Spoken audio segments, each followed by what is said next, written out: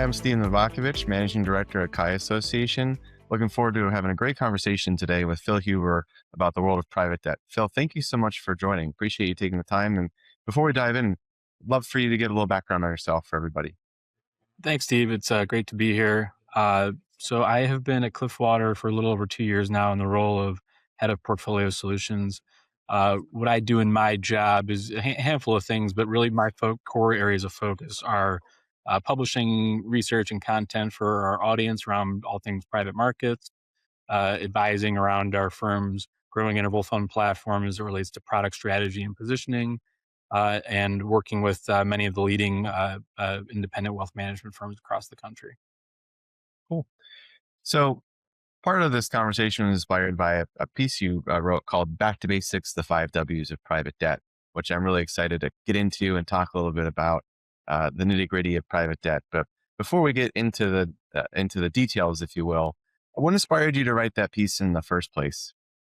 Yeah, really, the inspiration for this report just came from this, feeling that private debt has really become one of the most talked about areas of investing. And I think whenever you have something that grows as quickly as private debt has, the volume of commentary in the press and in the industry naturally increases right along with it. And I think what we noticed at Cliffwater was that a lot of the recent criticism that we were seeing wasn't really about private debt underwriting, but rather stresses largely in the public credit space or in broadly syndicated loans or a handful of isolated default situations that really didn't reflect the core nature of the asset class. And I think, unfortunately, painted things with a bit of a broad brush. So, really, our motivation in this paper was simple, which was to take a step back, strip away some of the narratives, and return to really the first principles of lending, which, at its core, private debt is still lending, and we think good lending can always be evaluated through the lens of asking a handful of basic questions. And so you start off by noting that one of the challenges is distinguishing between public and private markets, and you sort of alluded to that already in your last answer. But maybe we could start there and just take a moment. How do you sort of distinguish between public and private market debt? What are some of the big key differences that people may not necessarily think about or really need to hone in on when they're talking about private debt in particular? Yeah, I think when you use such a big word like credit can mean a lot of different things. Um, there's investment grade credit, of course, in the the bond market. And then you have non-investment grade credit, which historically, in the kind of pre or early days of private debt, really came more in the form of high yield bonds or what are called BSL or broadly syndicated loans. Both flavors of non-investment grade credit. They're publicly traded. Private debt has really grown and matured quite a bit in the last decade, or 2 decades, really, and taken a lot of market share from those two segments. And so, in terms of kind of what is similar, maybe what's different between these three uh, areas of the credit market, for in comparison to high yield bonds um, are fixed rate in nature, whereas both BSL and direct lending uh, tend to be floating rate in nature. So that's one really core difference is that interest rate sensitivity. Um, in terms of historical credit losses, both BSL and private credit have historically had slightly lower credit losses than high yield bonds, and I think largely due to the nature that they're typically more senior in the capital structure.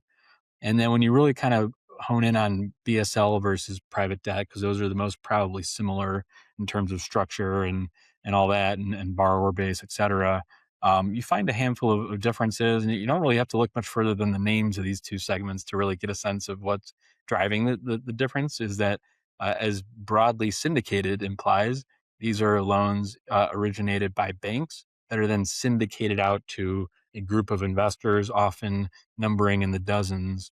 And these investors can be CLOs or bank loan mutual funds or other institutional investors. And so, in other words, the bank, while they are originating the loan, they're typically not holding all of that risk on their balance sheet. They are syndicating it out to a network of investors.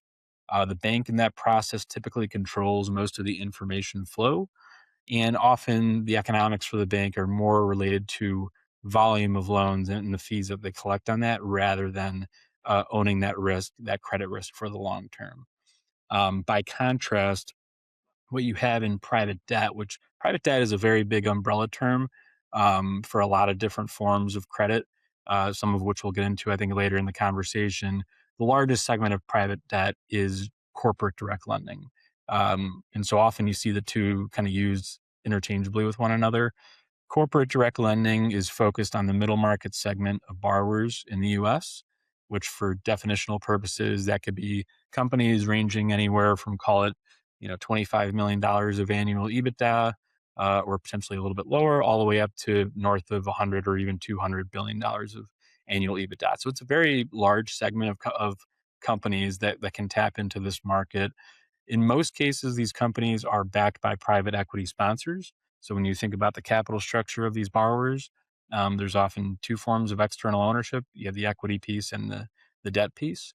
Um, and a lot of the activity is really in this sponsor owned type borrower. As far as the mm, lending model itself, there are a number of key differences which we think are advantageous to direct lenders relative to the BSL market. One is you have a better matching of assets and liabilities in that these, long term, I shouldn't say long term, but often kind of 5 or 6 year duration loans are typically held in long term lockup vehicles. Those could be drawdown funds, or they could be semi-liquid evergreen funds that have limited liquidity. In other words, there's a better matching of assets and liability than loans that might be funded by bank deposits. Um, as far as alignment goes, the originators of these loans in private debt are also the ones holding that risk. And so there's better alignment of interests for long term credit outcomes. And we think more disciplined credit underwriting.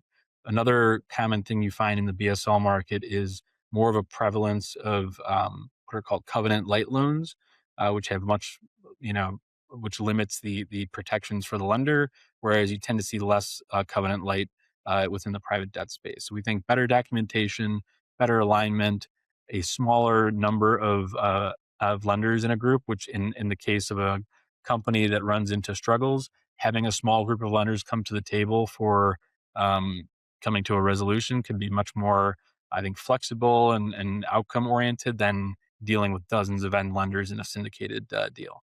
So that's a good, I think, hopefully, a good summary of the various types of credit out there.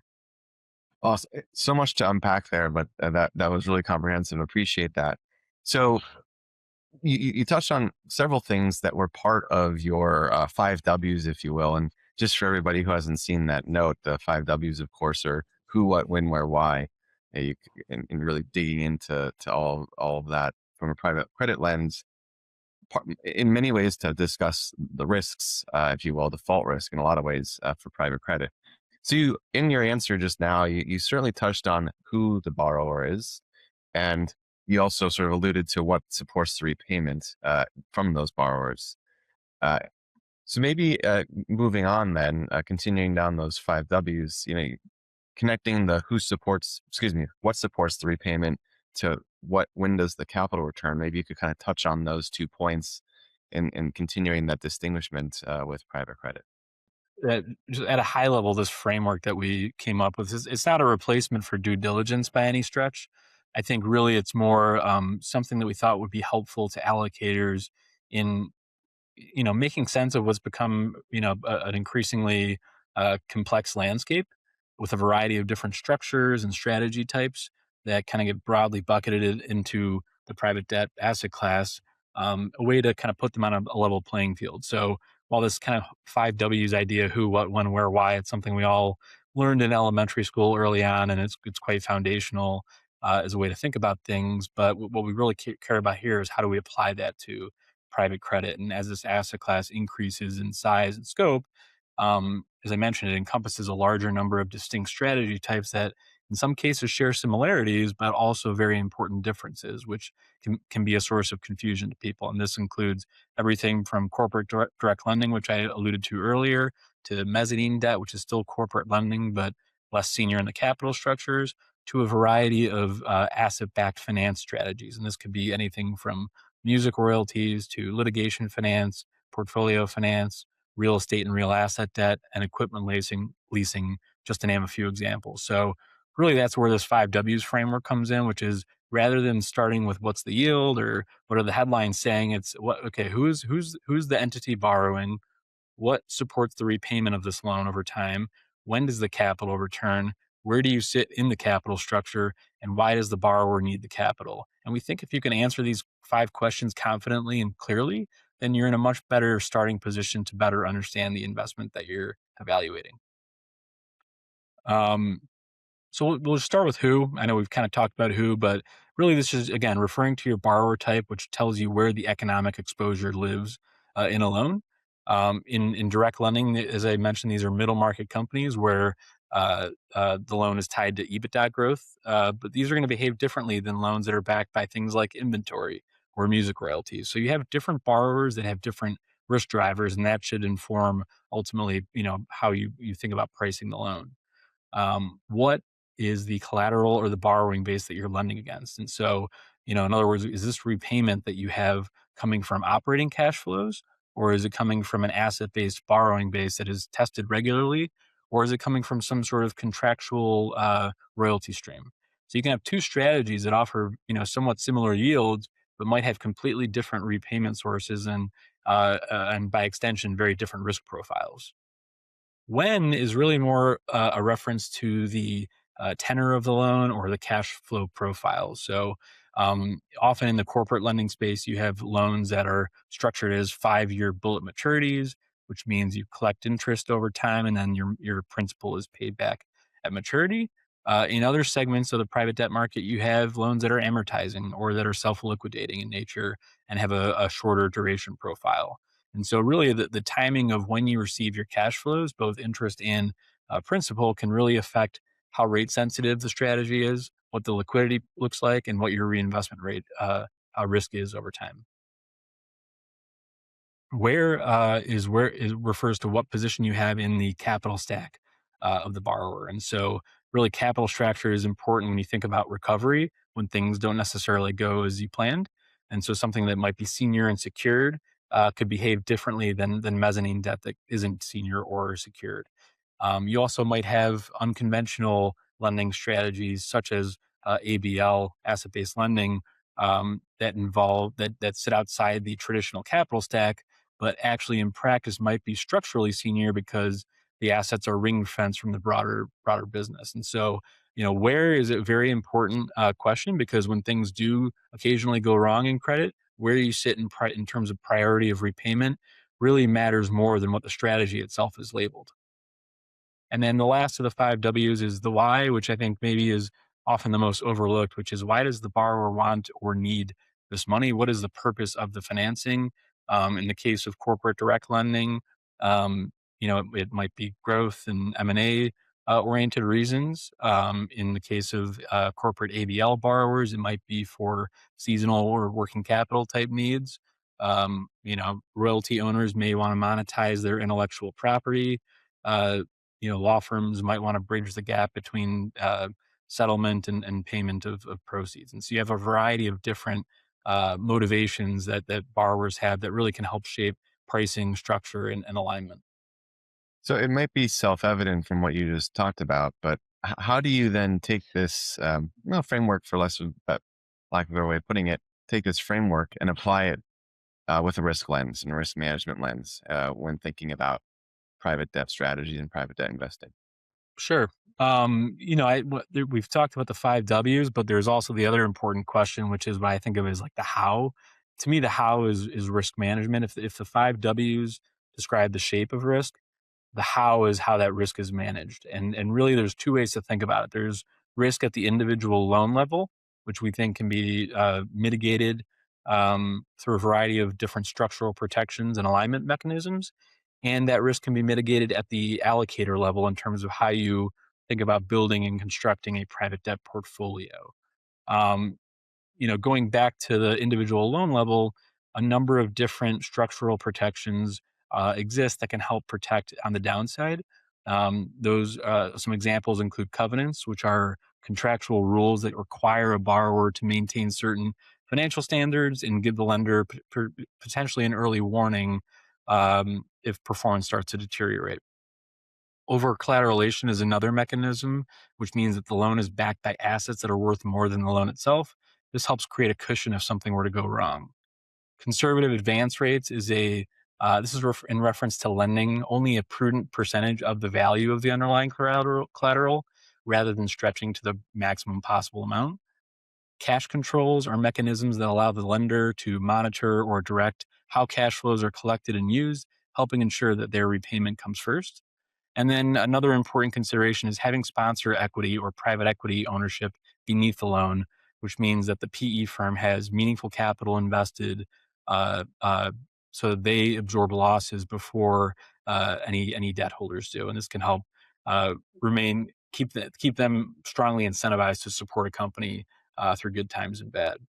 So all of these features are really sort of guardrails designed to help give lenders early warning signals, shift risk away from the lender, and create multiple layers of protection before principal may be impaired. At the asset class level or the allocation level, really diversification and manager selection are the two most critical pieces. You can have two different managers operating in the same segment that produce very different outcomes depending on their underwriting discipline, how concentrated their portfolio is, and their experience navigating stress. The way to think about credit, where most of your return is coming through contractual yield, your upside is either non-existent or very limited. In other words, the risk is asymmetric to the downside, and so we think it's an asset class where you're not really rewarded for making concentrated bets, and diversification can really be your best friend here, both in terms of diversifying across managers and across strategies, but also within the portfolio, owning many different loans, keeping position levels very modest. One of the lines you wrote in there was that the allocators often react to headlines rather than evaluating lending fundamentals, which I think is such a really important comment. And I think your framework is a good way of evaluating those fundamentals and thinking about the underlying rather than the reactions to the headlines. So appreciate you kind of bringing this forward and adding to the conversation to help people uh, make better risk decisions and focus on the facts as opposed to fiction. So yeah, that's my pleasure. Well, thanks so much for the time, Phil. Appreciate it and look forward to the next conversation.